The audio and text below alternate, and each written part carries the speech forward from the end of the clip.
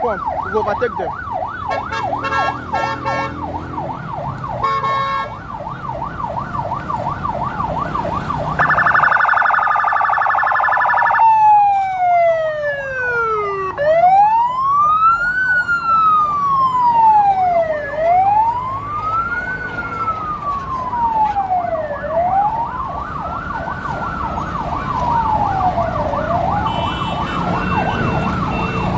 Apa?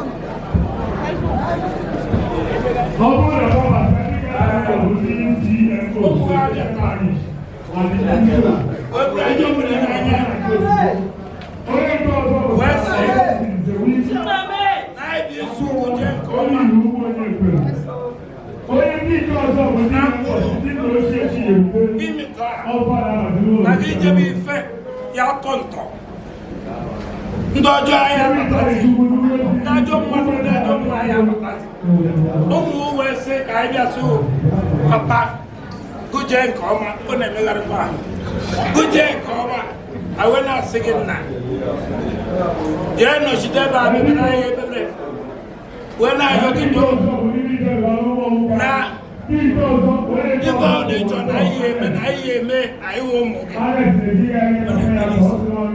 when I say, Kaisi Webia, Kaibru Kosing. When I saw him, when I see Chinyelude, Opuone, and I saw the Lord.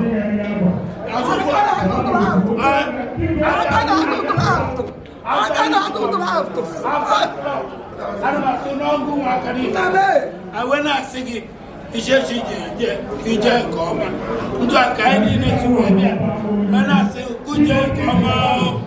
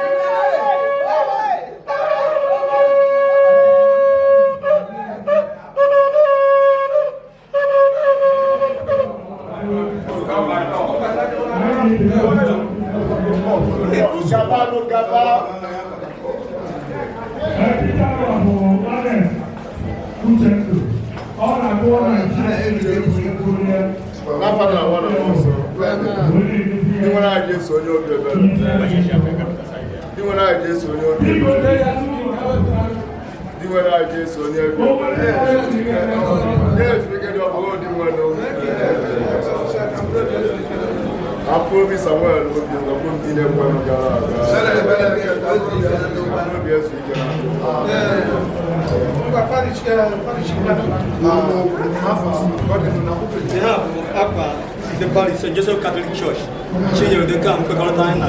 I have a personage to see person. Because upon this, many some one who's come for my I am not going to Canada. Come up here, away to see person. Come lobby some, come lobby in the Galaga.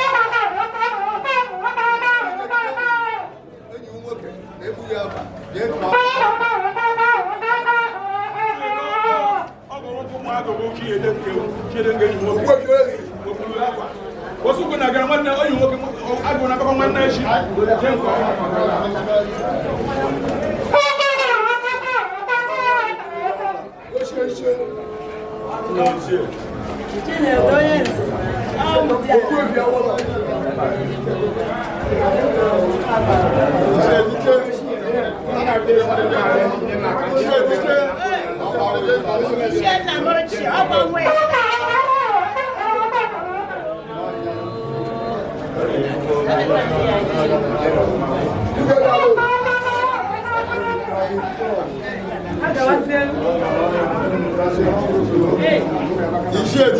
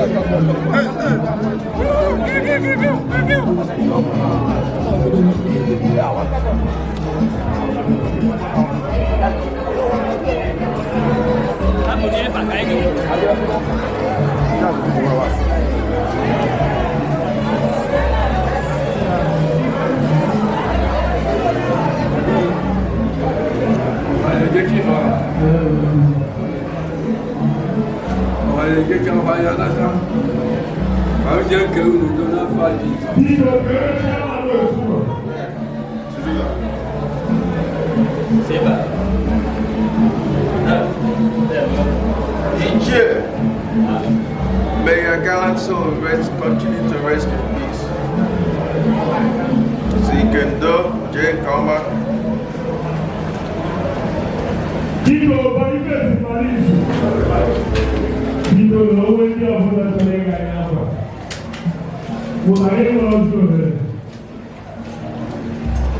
Nafana, wana so ezonye nwanyị Chineke anyị papa dị nsọ anyị ekene na ụbọchị nke taa.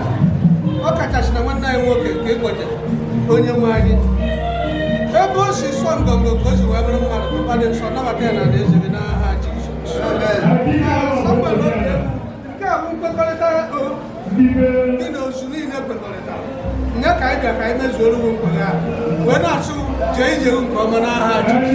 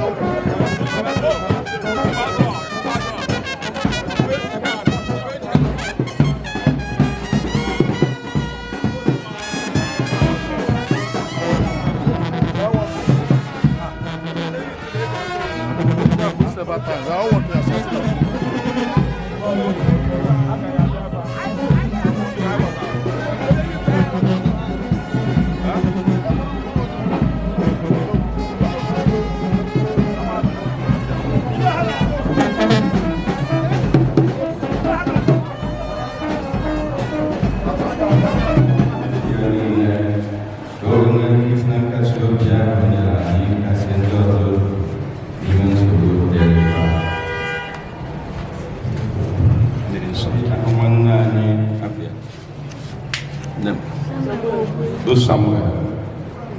Mmiri nsọ na-echetara anyị maka baptizim nke Papa dị asọ tere banyere ya sị anyị niile mere baptizim n'ime Jesu Kristi si na baptizim wee baa n'ọnwụ ya. Ya bụ dịka Kristi ji ike na ebube nke nna siri binye n'ọnwụ, otu akwa ka anyị ga-esi na-ebi ndụ ọhụrụ. Ọ bụ na anyị na Kristi kọrọ ọnụ n'otu oyi nke ọnwụ ya, anyị na ya ga-adịkwa n'otu oyi nke ebibi n'ọnwụ ya.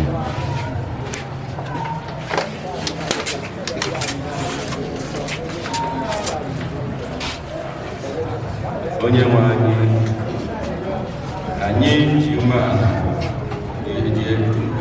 ebere gị were obiọma gị na nnukwu obi nke Samuel lere ya ebere. Ọ bụrụ na o mere sinadị ihe nke anụ ahụ, biko gbaghara ya, tọpụ ya bụ niile nke ọnwụ wee gafee n'ime site na Kristi. Ka mkpụrụ obi Samuel ka nwanne na gara aga biko ha ga-ebibo anyị bidoro n'oge ya bụ ndị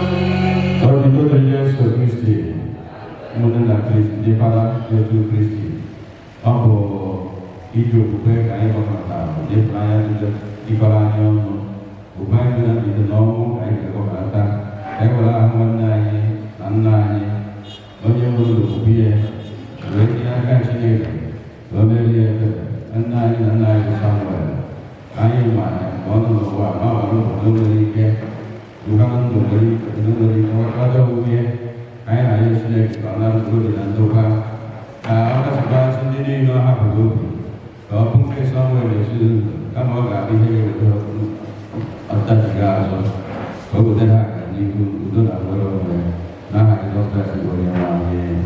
Anyị ka bụ ndị ndụ ka anyị cheta na ọnwụ nke anyị na-abịa nso ka anyị kwado maka ụbọchị ikpeazụ ka ọ ghara ime anyị na mberede ọnwụ mberede na ọnwụ erughị eru ghara ịbụ oke anyị ga-eketa kama ọ bụrụ ọnwụ mgbe anyị ga-adị nkwadebe mgbe Chineke na-akụ aka na ọnụ ụzọ ka anyị si na anyị na-ekarị n'aha Jizọs Kraịst bụ onye nwe anyị. ọnwụ na-ejikwado ozi ọnwa nke ọma ka ndị eme ka anyị karịcha ka anyị cheta na anyị eme ka edezi pụta ndị anyị ga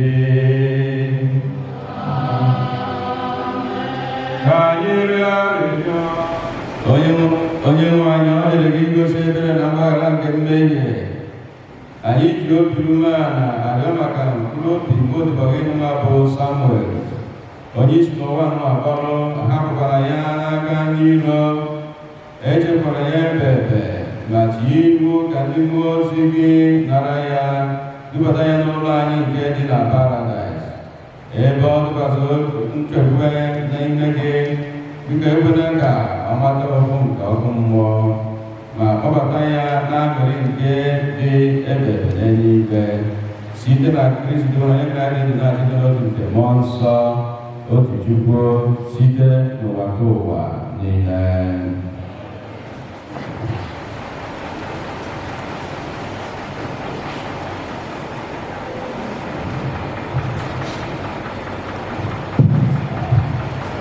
Ihe ọgụgụ ewetara n'akwụkwọ amamihe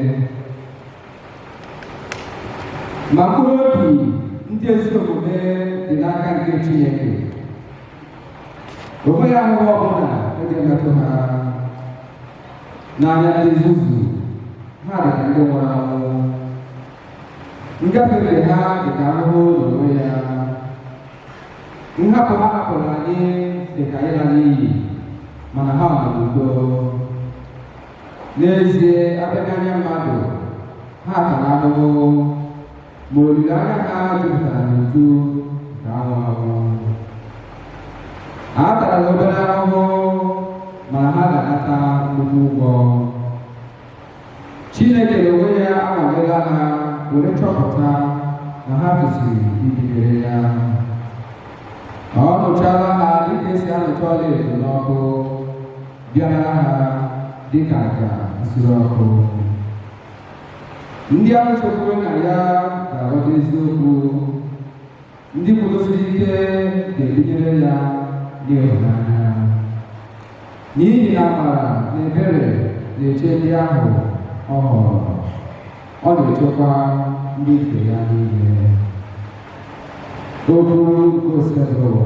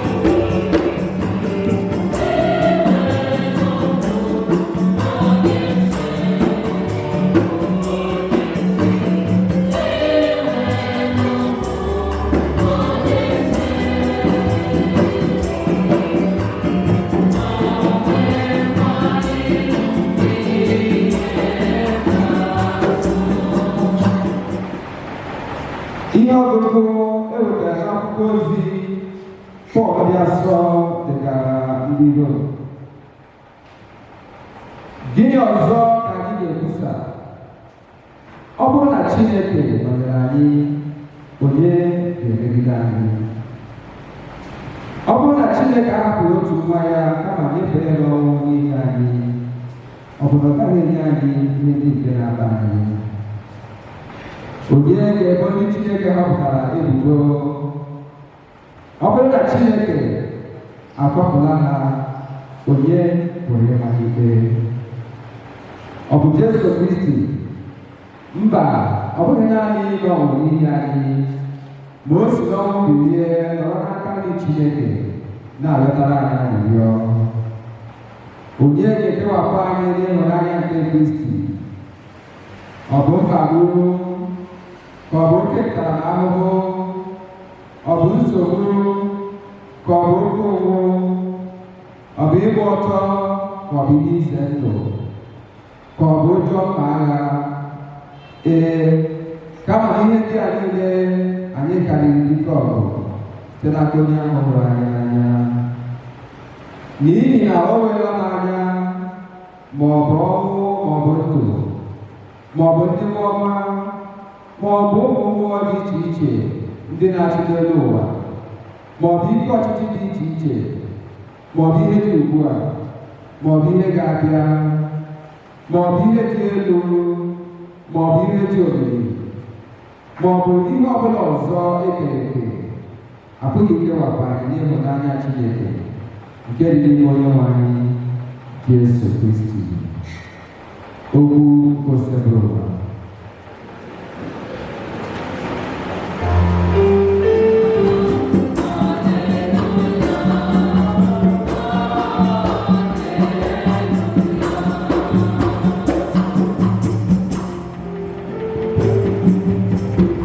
Ya na onye ngozi nke nna m were na alaeze akwadoro ụlọ site na mbido ụwa.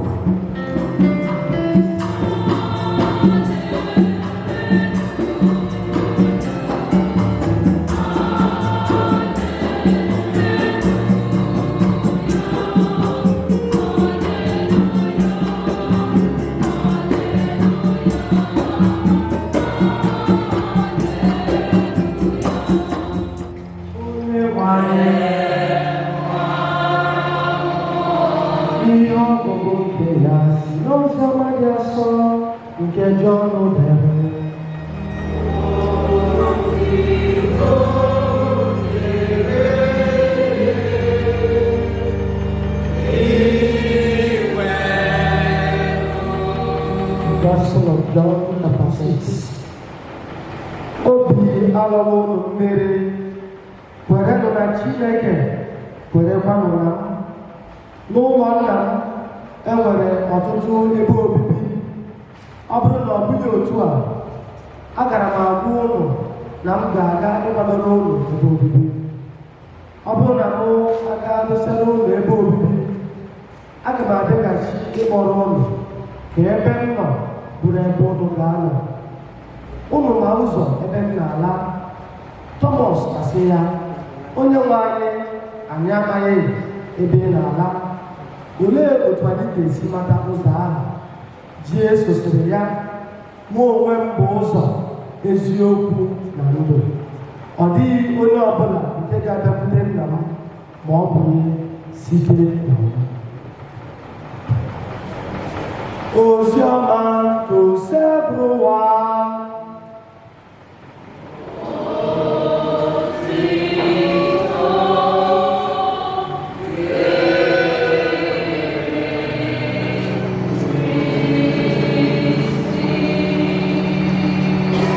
onye ga-ekewapụ anyị n'ịhụnanya nke Kristi, udo dịrị Nna na Nwa na Mmụọ Nsọ.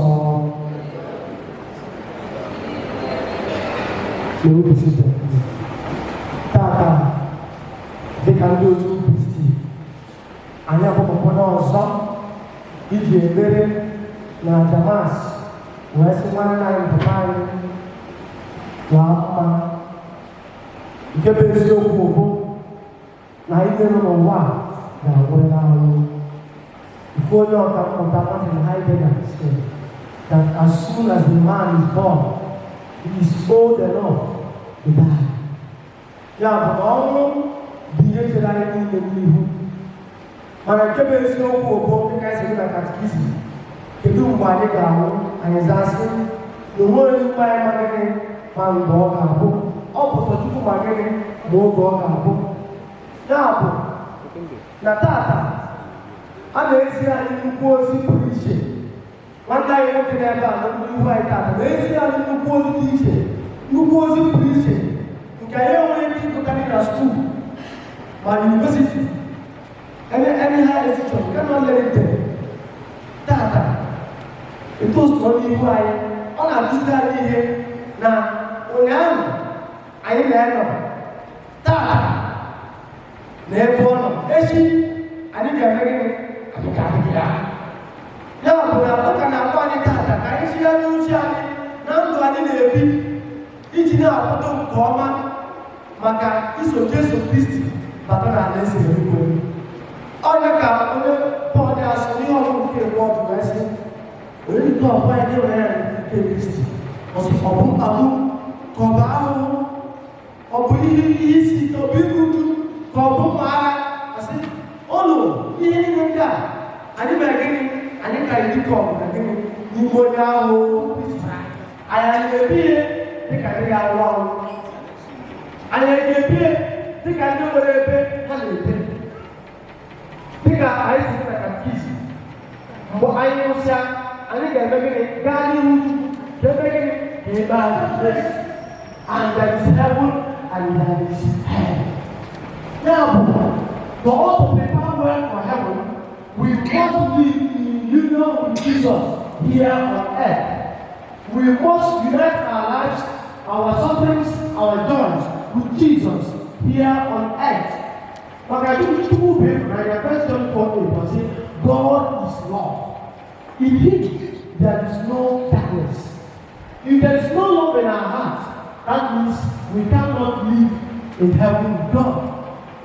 But if there is love in us, like St. Augustine said, for us to know the amount of God in you, we must have to know the amount of love in you.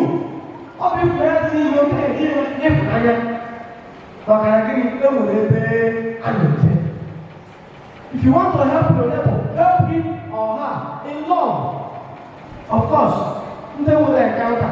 with Papa. Who will be posted encounters with him that nothing ever happened. When you remember those memories, sometimes some people shed tears. But again, but don't we hear them what we can do? So also today you go out to dispense that love to others. In my house, people can not hear. All that with the legacy home with them. You go out also and dispense that love to others. Open up on you go. God will not put it in the Ozubulu or can family. Amen. Open it in the and I know now I can't go to be my again. Upon tell me, Master. Upon I show all my own up to that why you. Oh, we need to tell you. We'll just talk about you. If you want not to be afraid of death, all the opposite to you, there are things you must do. First of all, you must die to selfishness. I, myself, me, alone. When you begin to live for others, then no longer be the problem. One day all of us will die. No matter your status, no matter who you are, no matter how you are born, you must surely die. And that will invite us to be humble. To be humble. And in humility, you see, with humility, you are kind to others. If you die to say to self, you say, oh, I no one making after the half not making the time. You will show people on private death, the book, now what do I talk? That's your private death. Now what they want, I don't know what to do. All you want to do because the guy says, nobody knows when he or she will die. But to die does not mean that you die in sin. But to die in God, to die in grace, don't need the pardon of you okay, I even for them, who don't give her and you don't know. You want to know the amount of God in you, take the amount of blood in you. Jadi menyadari diri kita, tapi dunia kita. That is the same compared to selfishness. You prepare for that.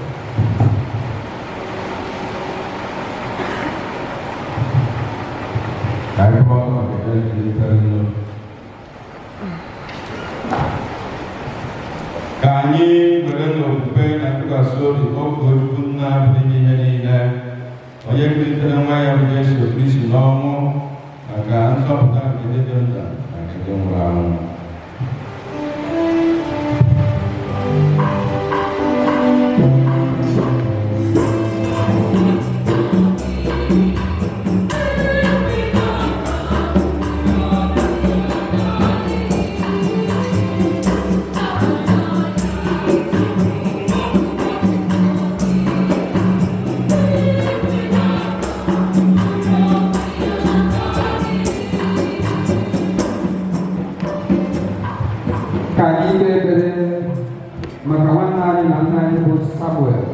Obiegbu onye hapụtara ụwa ka Chukwu mee ka o sorozie ugbu a keta oke n'ihe alaeze nke Chineke.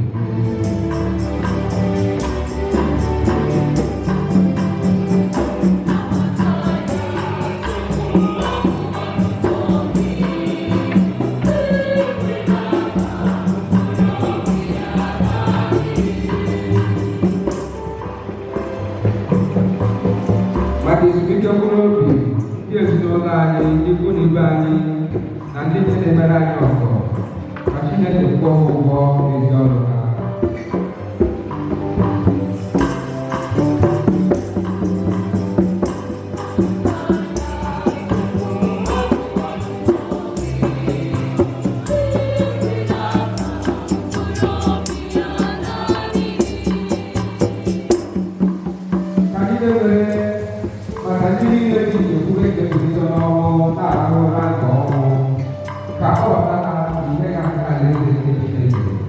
They have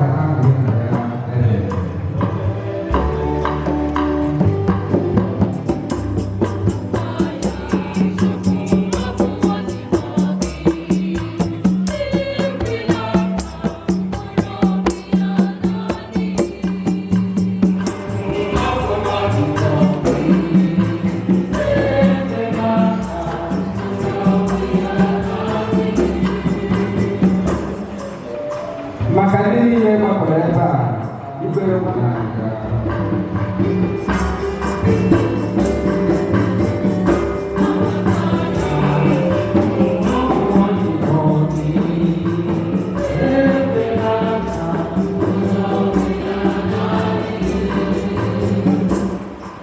maka ndị niile nọ na-agwọ ọrịa na ndị ọzọ na nsogbu dị iche iche ka Jehova anyị Jesu Kristi onye jupụtara n'akwụkwọ ọma n'ebe ndị ọrịa nọ gosi ebere ya nye ha ngọzi niile nke si n'eluigwe bịakwa nye azụ niile nke ahụ na nke mkpụrụ obi.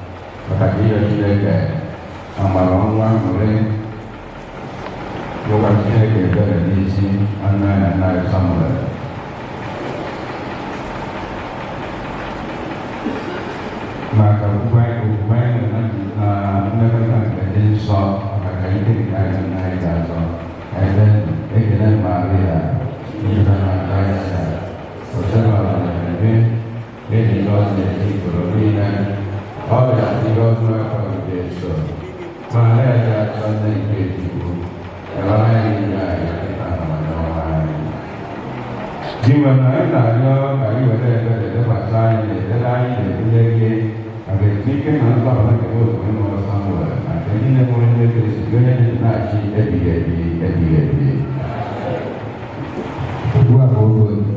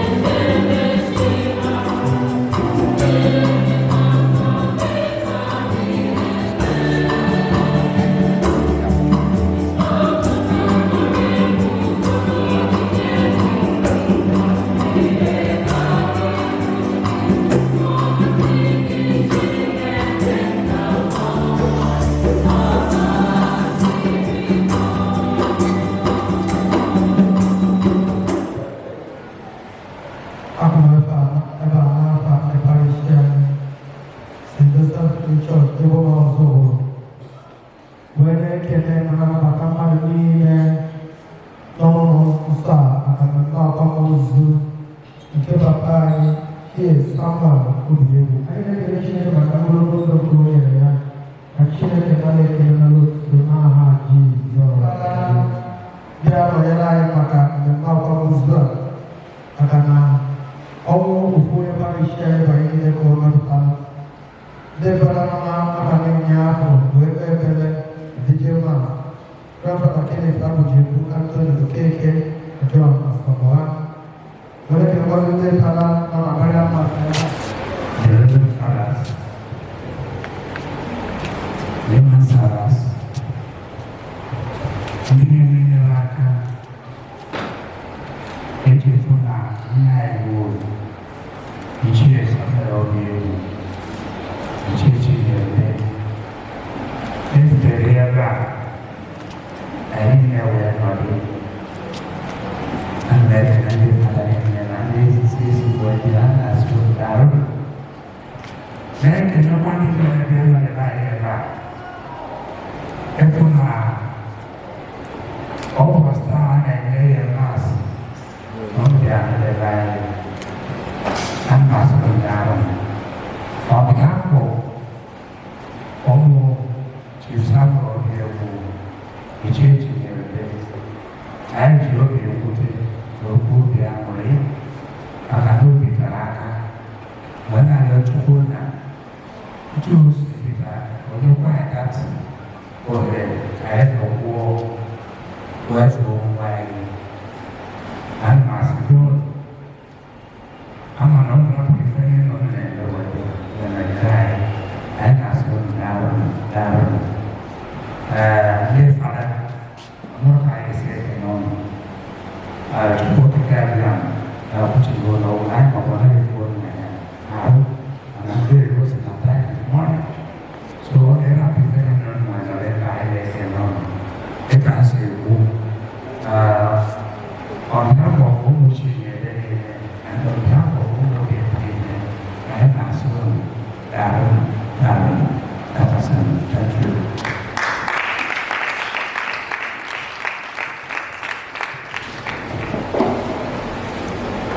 Anyị ka ọ dịrị dịka ndị ezigbo ndị otu Kristi iri ahụ mmadụ n'ụzọ kwesịrị ekwesị.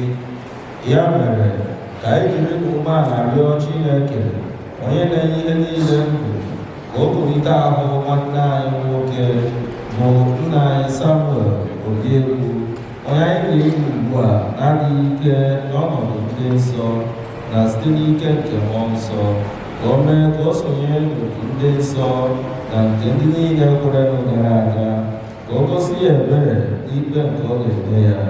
Nwanne anyị bụkwa onye eji ọnwụ gbapụta, onye akwụdoro ụgwọ o ji, onye mere ka ya na nna dịkwa na mma, na onye gbukwara ugwu aka nke ezigbo onye nche atụrụ ahụ.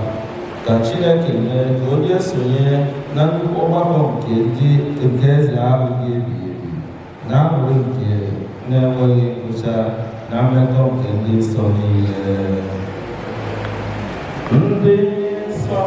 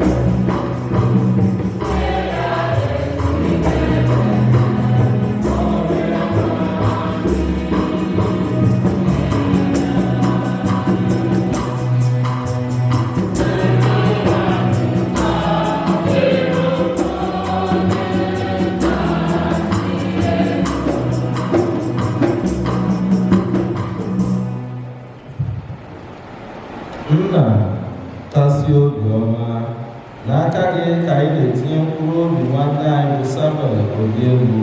Anyị ji aka na site na nchekwube anyị na ọ ga-eso Kristi bilie ọzọ n'ụbọchị ikpeazụ dịka ndị niile nwụrụ n'ime Kristi.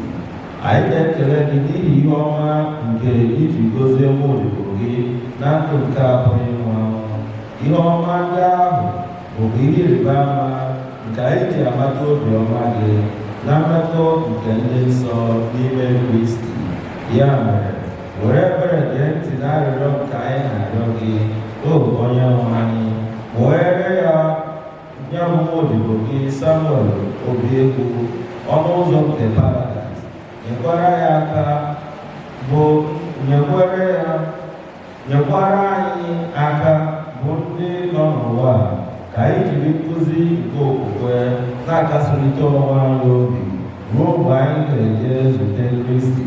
Otu ahụ ka anyị na nwanne anyị ga-esi nọnyere gị oge niile site na Kristi inwe anyị.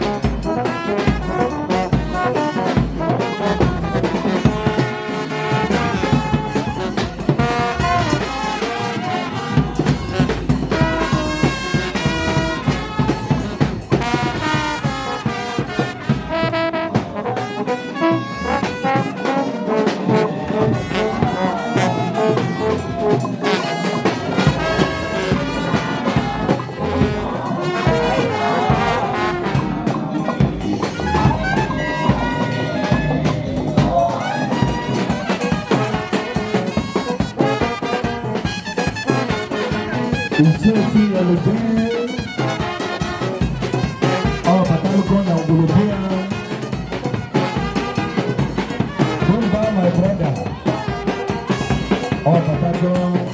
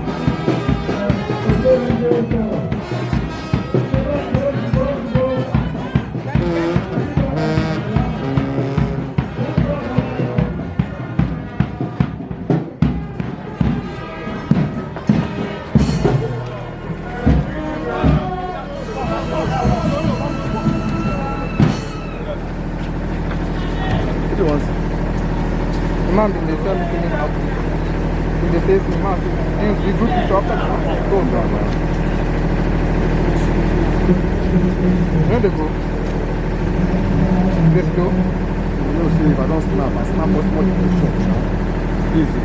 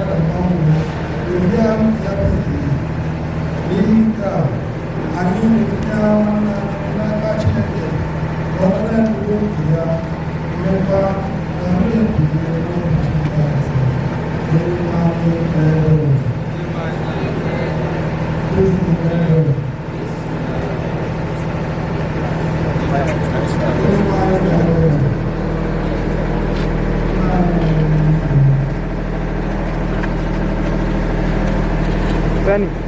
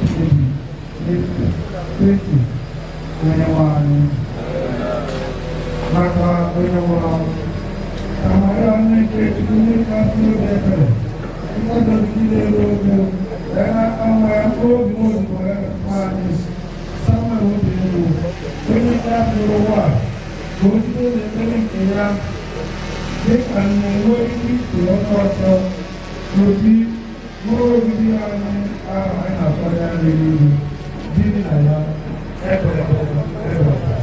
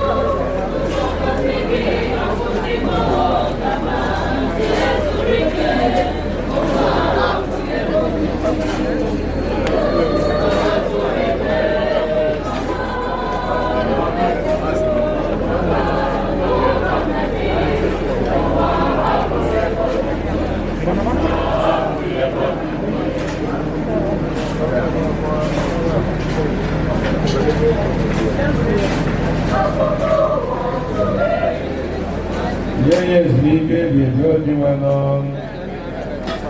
After this, we can do that. Amen. Fire continue.